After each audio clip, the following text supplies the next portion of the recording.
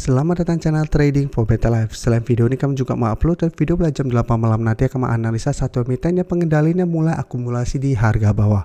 Dan di video ini cuma analisa dua emiten yang digadang-gadang akan mendapatkan keuntungan dari investasi kendaraan listrik. Bagaimana potensi kedua saham ke depannya? Yuk kita coba pelajari analisanya di video ini. Semoga analisa yang diberikan ini bisa bermanfaat dan membantu teman-teman dalam mengambil keputusan. Untuk teman-teman belum subscribe channel ini, bisa tekan tombol subscribe agar tidak ketinggalan informasi dan analisa saham terbaru akan diupload setiap harinya.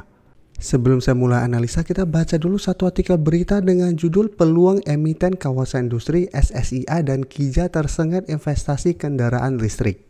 Kita baca sekilas artikel pemberitaan ini. Potensi peningkatan investasi asing khususnya China di sektor kendaraan listrik membawa angin segar bagi emiten kawasan industri yaitu SSIA dan Kija. Jadi, seiring meningkatnya kinerja sektor otomotif, khususnya untuk kendaraan listrik, arus investasi asing untuk rantai pasok industri tersebut terus melaju.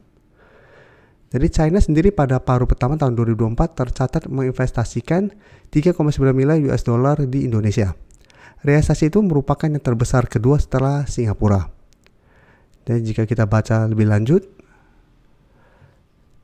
SSIA yang memiliki lahan kawasan industri seluas 2.700 hektar di Subang, salah satu produsen EV asal China yaitu BYD sudah resmi masuk ke kawasan industri Subang. Jadi BYD sudah masuk ke kawasan industri yang dimiliki SSIA. Jadi salah satu potensi untuk SSIA. Dan jika kita baca lebih lanjut untuk Kija, selain SSIA, Kija juga berpotensi menada manfaat dari pengembangan industri EV di tanah air. Jadi untuk Kija mereka mendapat keuntungan karena peresmian pabrik anoda baterai litium di kawasan industri Kendal. Dan jika kita baca untuk kinerja untuk SSIA untuk semester 1 tahun 2024 masih mencatatkan laba atau membalikkan kondisi rugi bersih yang dialami pada tahun 2003 pada paruh pertama. Dan sebelumnya tahun 2003 masih mencatatkan rugi, tahun 2004 ini mulai menjadi laba. Jadi laporan keuangan sudah mulai membaik. Sekarang kita lihat dulu secara teknikal. Secara teknikal jika kita lihat, SSIA memang sebelumnya mulai uptrend. Jadi sempat berada di bawah garis EMA 50, setelah itu berhasil rebound setelah menyentuh sekitar 1030. SSIA jika kita perhatikan sempat menyentuh sekitar harga 1480. Jadi pada September sempat menyentuh 1480, setelah itu malah mulai melemah. Saat ini secara teknikal sudah berada di bawah garis EMA 50. Jadi saat ini garis EMA 50 di harga 1210 sudah berubah menjadi resisten. Jika kita perhatikan 1180 juga saat ini sudah berubah menjadi resisten. Jadi saat ini ada zona resisten sekitar 1180 sampai sekitar 1210 untuk saham SSIA saat ini. Sedangkan untuk support terdekat ada support 1120 dan support EMA 150 yang saat ini sekitar 1045. Jadi untuk tren jangka menengah memang SSIA sebenarnya masih oke karena masih berada di atas garis EMA 150. Tapi untuk tren jangka pendek sudah mulai tanda-tanda pelemahan. Dan dari data broker summary jika kita perhatikan pada perdagangan hari Jumat naik, asing memang masuk akumulasi. Tapi 2 minggu terakhir jika kita perhatikan asing masih terus keluar dari saham SSIA. Dan di broker summary jika kita lihat secara keseluruhan memang ini tidak ada akumulasi maupun distribusi pada kenaikan 2% lebih pada perdagangan hari Jumat. Tapi di top 1 ini terpantau masih ada sedikit distribusi itu saham SSIA. Jadi untuk SSIA secara teknikal apabila teman-teman sudah punya misalnya masih bisa di hold karena selama masih kuat berada di atas garis EMA 150 atau maksimal di harga 1000, SSIA untuk tren jangka menengah belum ada konfirmasi downtrend. Tapi untuk tren jangka pendek memang sudah mulai terbentuk lower low. Jadi untuk teman-teman ingin coba pantau saham SSIA memang masih bisa dipantau, tapi lebih aman adalah tunggu SSIA berhasil naik kembali di atas garis EMA 50. Jadi tunggu SSIA berhasil rebound naik kembali di atas garis EMA 50 boleh ikutan entry dengan target take profit di sekitar 1350 sampai target di sekitar 1450 itu target swingnya. Atau jika terpantau ternyata SSIA mencoba naik di atas garis EMA 50 masih gagal, coba tunggu kembali di sekitar garis EMA 150 sampai harga 1000 maksimalnya untuk entry buy support.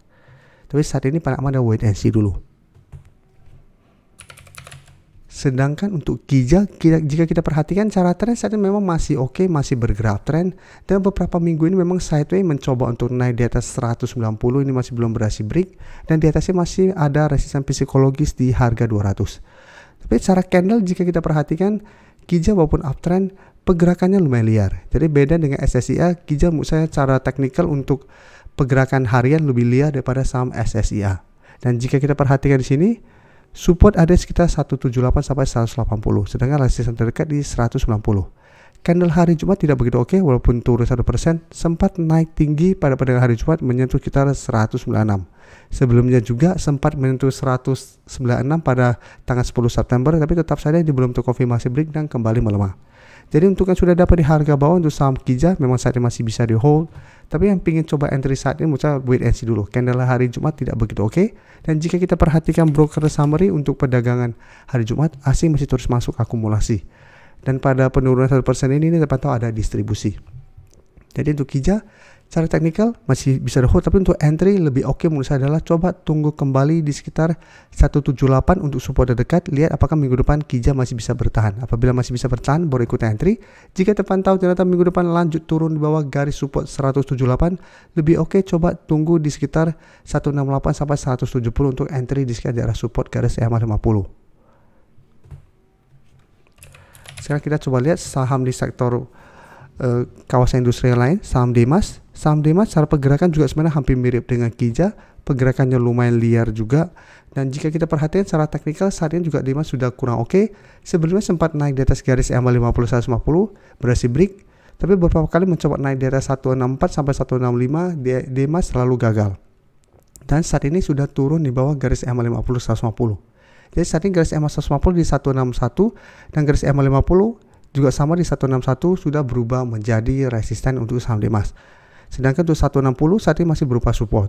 Jadi beberapa kali mencoba bertahan di support, sempat rebound tapi selalu tertahan di garis EMA 50 150. Dan untuk Demas jika kita perhatikan di sini, asing hari Jumat kemarin melakukan sedikit akumulasi dan di broker summary ini juga masih ada distribusi. Jadi untuk Demas apabila teman-teman ingin coba pantau dan entry lebih oke adalah tunggu Demas berhasil naik di atas garis EMA 150. Baru coba ikutan entry untuk lebih aman kan cara pergerakan akan bangkit dan masih ada potensi melaju ke uptrendnya selama masih kuat berada di atas garis EMA 50 150. Tapi jika terpantau mencoba untuk break masih gagal dan mulai melemah, cara pergerakan Demas masih ada potensi untuk menuju 156 sampai 155.